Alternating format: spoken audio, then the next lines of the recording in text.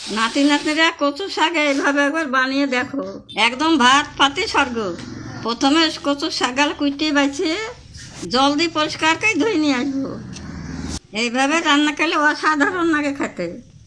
এবার কড়াইতে জল, লবণ, হলুদ গুঁড়ো, নেবুর রস চিপে দিয়ে ওই কচুর শাক ভিজানো এক মুঠ ছোলা দিয়ে নাড়ি চাড়ি ঢাকা দিয়ে সিদ্ধ করতে দেবো।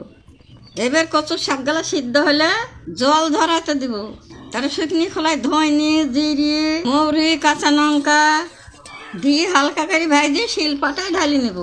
এবার মশলাটা জল দিয়ে মেহে করে বাইটিয়ে তুলে নেব। তারপরে কড়াইতে তেল দিয়ে শুকনি লঙ্কা, তেজপাতা, পাঁচ ফোড়ন দিয়ে নাড়ি চাড়ি বাটা মশলা, স্বাদ মতো লবণ, হলুদ গুঁড়ো, চিনি দিয়ে মশলাটাকে ভালো করে কষবো।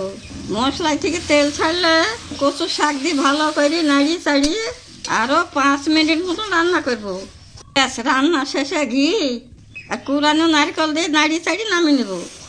কথা দিচ্ছে নাতি নাতিরা এভাবে আবার কচু শাক রান্না করে দেখো, এক থাল ভাত নিমিশে শেষ হয়ে যাবে। এবার গরম গরম ধুমা ওঠা ভাতে কচু শাক নিয়ে খাইতে হবে। হ্যাঁ, অসাধারণ অসাধারণ। সবাই ভালো থাকো, পরের ভিডিওতে আসছি, টাটা।